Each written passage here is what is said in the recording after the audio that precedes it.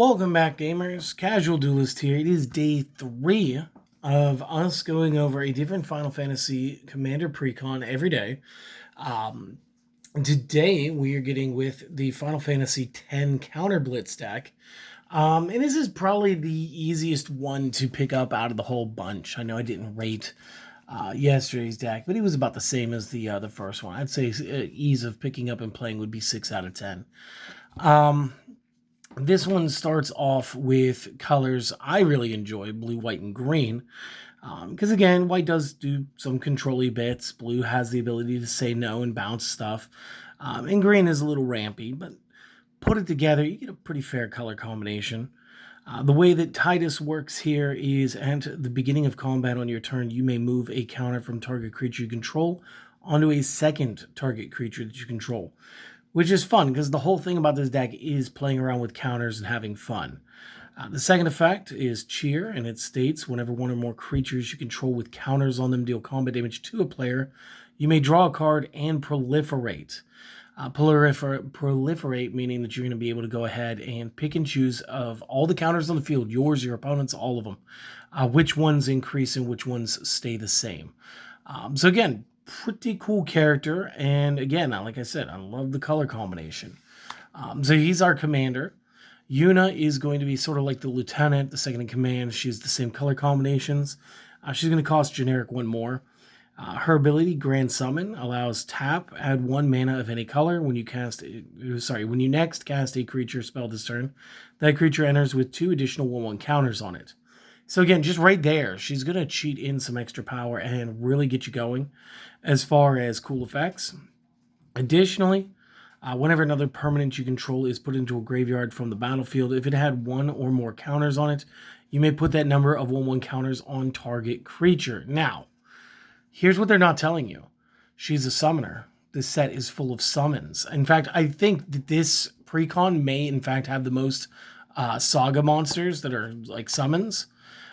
This is the deck to go crazy with them for, especially if you're going to play her or anything like Hydras or anything to play with counters, because we'll never really lose the power. It's like putting the old school modular effect onto a lot of other cards. So again, these two standout cards. Love them. Going through the rest of this, let me get the creature spells first for you, because I should have been a little more prepped. All right. I mean, I know you guys are probably done hearing this, but there's like a 3-card combination in this deck that by turn 3 you win. Okay. I don't know if every YouTuber has already told you guys that. First card is Altered Ego. It's an uncounterable shapeshifter. When you may have this enter as a copy of creature on battlefield, except it enters with X additional 1/1 counters on it. So if you don't want to pay the X, you can copy a card for 4. Which is not bad. We have Auron, the Venerated Guardian. Again, I love seeing Samurai in here. His ability is not bad. When he attacks, put a 1/1 counter on him. When you do exile target creature defending player controls with power less than Auron's until Auron leaves the battlefield. The longer he's out, the more people he's essentially going to be banishing to the Shadow Realms. So again, he's kind of a cool character just on his own. We get the Bane of Progress. Is a very cool looking elemental here. When it enters, destroy all artifacts and enchantments. Put a 1/1 counter on this card for every permanent destroyed this way. Chasm Skulker is a good reprint. We get the Chocobo Knights, which is a cool card. Dusk Shell Crawler. When it enters, put a 1/1 counter on target creature, and each creature you control with a 1/1 counter gains trample. So again, great early game card. Love it. Fathom Mage. Pretty cool looking thing. Forgotten Ancient, good card. Whenever a player casts a spell, you may put a 1/1 counter on this creature. At the beginning of your upkeep, you may move any number of 1/1s from this creature onto other creatures. Just basically being a big old placeholder. Gata and Luzu is turn 3 of the loop. It utilizes this walking ballista that we're getting a nice reprint for. What happens? At flash speed, so instant speed, Gata and Luzu can enter the field, choose target creature you control, and if damage would be dealt to that creature this turn, prevent it and place that many 1/1 counters on it instead. The loop is you play It's the enchantment again. Hardened Scales. You play Hardened Scales on 1 if one or more 1/1 counters will be placed on a creature. You substitute that number by adding 1 more instead. Walking Ballista gets paid with double X. You're going to pay 1 on both, so it comes in as a 1/1. The Hardened Scales checks it to a 2/2. The ability of Gotta-Loser makes it immune to damage. You're going to go ahead and remove a counter to target itself. And without releasing priority, what you're going to do is prevent the 1 damage to gain 2 more counters. Every 1 counter off is 2 counters back on. And you pick a number, and then you just remove counters and blast the opponents out of the game. We're all tired of hearing it, I'm sure. But just so I could say that I've definitely said it, that's one thing that you can do with this. Otherwise, this is just a really good surprise tech on any play.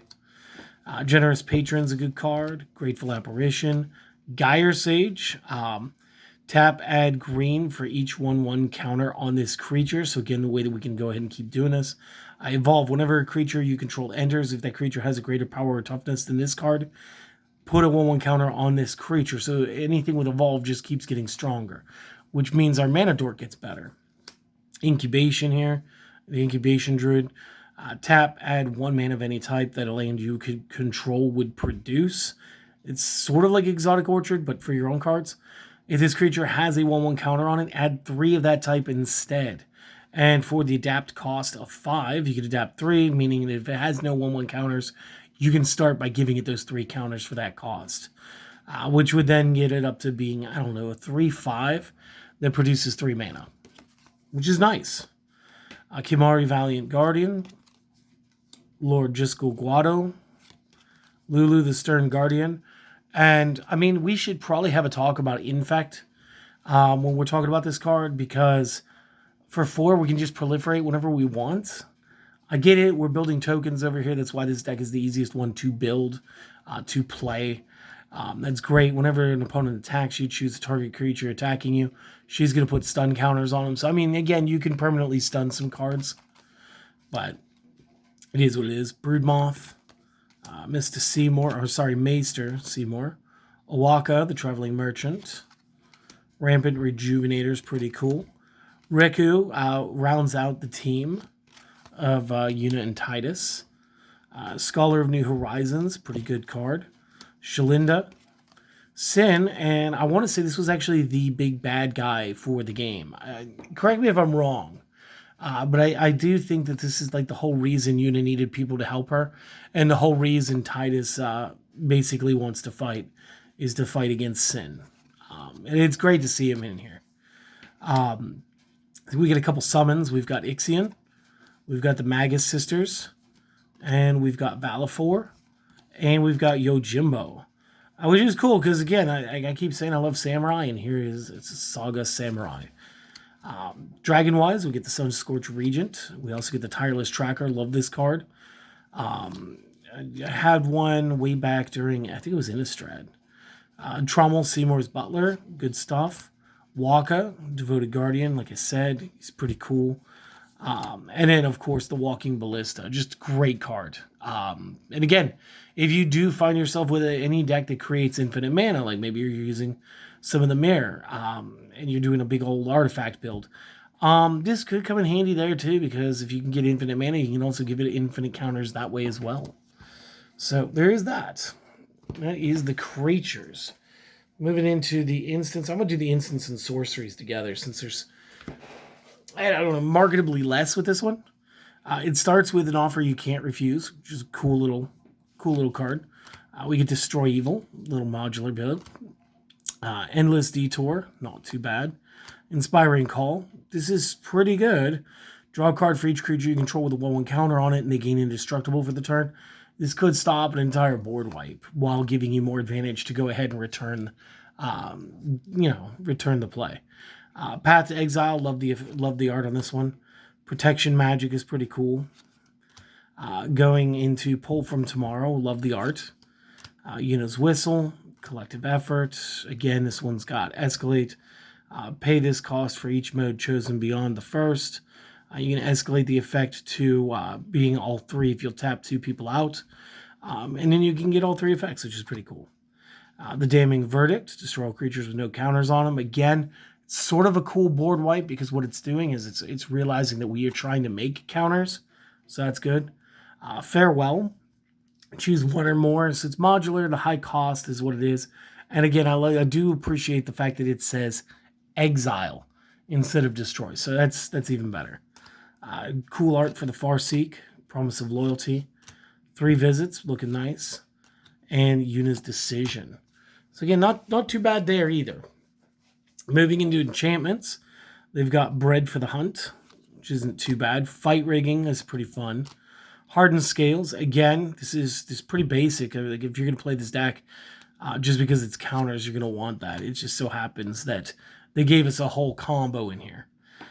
Inexorable Tide, love this. Whenever you cast a spell, Proliferate. This is really cool enchantment, especially because it's not going to cost you anything outside of the initial 5. Path to Discovery is not too bad. It gives you a lot of explorations.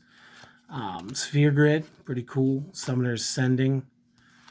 Together Forever, love the art. Love the art. Over to the artifacts, again, premium arcane signet here, in my opinion. We do get the Blitzball Stadium, which is nice. The Ever-Flowing Chalice. Another new Soul Ring. And then the lands. Again, Ash Barrens is kind of like just basic. They put it in everything anymore. Canopy Vista. You'll notice that they didn't put the whatever it was, not Strip Mine. The one that was like a detonation field. Didn't happen to put that one in here, which is okay because I mean, you know, it's more impactful if it's not in every Precon. I do think this is the easiest set of colors to learn, though. So this is probably the best one for people just starting. And again, we get some beautiful full arts from the basic land. Again, I love that they did that for this set. So, very cool. And that was the Commander, the 99. Let's take a look at tokens, shall we? Now, unless I've gotten everything mixed up, and I don't think that I have, this is the one that does not come with 10 cards. We get this little thing like we get in all of them. We'll file that over there. We do get the clue. We get the treasure. Again, the clue is from the Tireless Tracker. Another clue on that side. Another treasure on that side. Spirits become squids, which is fine because the squids do come from the Chasm Skulker. This one actually gave us like 3 pages of little pop-out tokens, being for like lore counters, +1s. I'm not 100% sure what all of these are. I would assume this one's flying. This one might be stun. I got no clue there. If you guys want to let me know what these are, that'd be great. But as far as it is still like, you still got like 10 little cards because they gave you 4 of these little packs. So it's 6 tokens plus these. Again, not 100% sure what each symbol is, but that's fine. Before we open this, I want to thank you guys for stopping by. Hopefully that you guys have enjoyed today's little review of this deck. If I had to put in a number out of 10, I'd probably give this one a 7. I know I've been putting everything else at like 6. This one is the easiest one in my opinion to learn, only because like when we get to the next deck, it's going to be all equipment. And again, if you're playing cross games, Yu-Gi-Oh players, our equipments are essentially auras from Magic, the way that they operate and behave. So there will be that. So yeah, if you guys want to support the channel, like, comment, sub, do the stuff, don't do the stuff, be kind to yourselves. Let's check this out. We got a borderless Blue Mage Kane and Waka, which is cool because we got Waka in this deck. So that was not bad. I'm noticing there only seem to be the rares. The last time we opened some of these, we got stuff that wasn't in the starters, wasn't in the precons, and so far all we've pulled are precon cards. So I don't think I'm going to get my copy of Lightning this way. I think I'm going to have to wait for that second box. So yeah, that was it for today, guys. Check back tomorrow. We will have the Final Fantasy VII deck. We'll finish out, okay? Till then, you guys have an excellent day. We'll see you then.